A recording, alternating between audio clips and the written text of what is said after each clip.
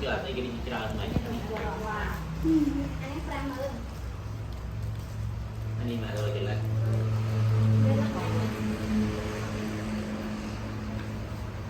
xe muối được không răng chui với đâu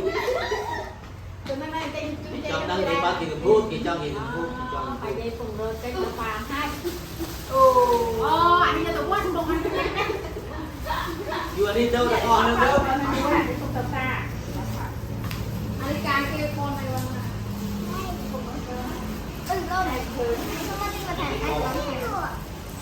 anh sai thì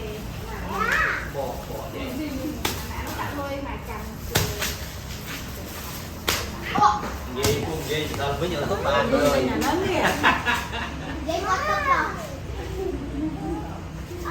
Lên vậy em ăn rồi. Phải là nó anh người ta ở chung ở chung cái này đã vậy giống cái gì ở chung cái này chơi lại trăm xe vậy